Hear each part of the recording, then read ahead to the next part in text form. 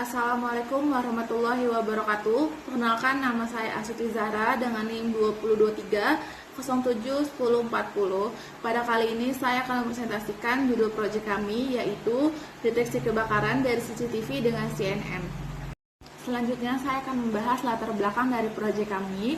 Kebakaran masih menjadi ancaman serius di Indonesia dan sering menimbulkan kerugian besar, bahkan korban jiwa. Data BNPB 2023 menunjukkan bahwa kasus kebakaran banyak terjadi di kawasan padat penduduk, terutama akibat keterlambatan deteksi dini. Selama ini, sistem peringatan kebakaran umumnya menggunakan sensor asap ataupun panas, namun metode tersebut seringkali kurang akurat dan sulit berfungsi di area terbuka. Di sisi lain, banyak bangunan modern telah memiliki sistem CCTV yang dapat digunakan sebagai alat bantu dalam deteksi dini kebakaran. Dengan kemajuan teknologi kecerdasan buatan AI dan CNN, proses deteksi kebakaran kini dapat dilakukan secara cepat, akurat, dan real-time melalui analisis citra CCTV. Pendekatan ini menghadirkan solusi baru yang berpotensi meningkatkan sistem pencegahan kebakaran secara lebih efektif. Selanjutnya, saya akan membahas dataset dan metodologi untuk proyek kami. Untuk penelitian ini, kami menggunakan fire detection dataset yang diunduh dari Kaggle. Dataset ini berisi ribuan gambar yang terbagi ke dalam dua kelas utama, yaitu yang pertama ada fire atau gambar yang mengandung api atau asap, serta non-fire atau gambar yang tanpa kebakaran. Dataset ini memiliki variasi kondisi pencahayaan dan latar belakang yang cukup luas. Misalnya, ada gambar dengan pantulan cahaya, lampu, atau warna orange yang mirip dengan api. Tantangan utamanya adalah kemiripan visual ini bisa membuat model mendeteksi keliru, jadi diperlukan proses pelatihan yang lebih teliti.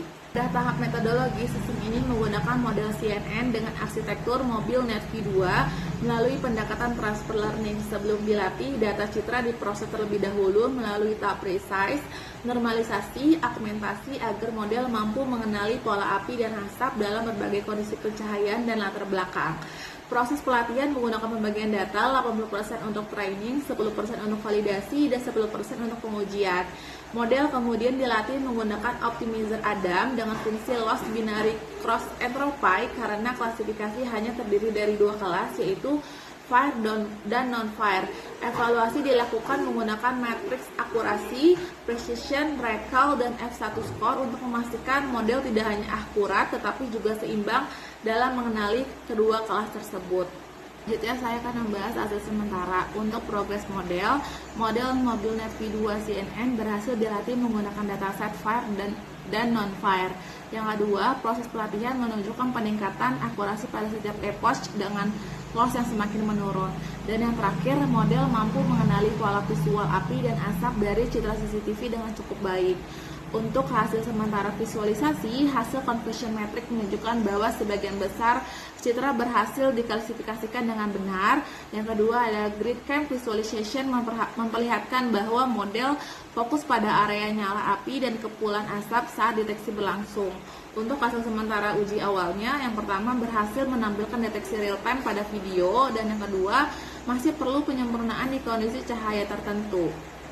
Saya akan membahas kendala yang dihadapi oleh kami. Ada dua, yaitu pertama keterbatasan dataset, yang kedua kendala teknis dan model. Saya akan membahas keterbatasan dataset terlebih dahulu. Yang pertama, distribusi data belum seimbang antara kelas fire dan non-fire. Yang kedua, beberapa gambar memiliki pencahayaan dan latar belakang kompleks, misalnya pantulan pada cahaya atau warna yang menyerupai api.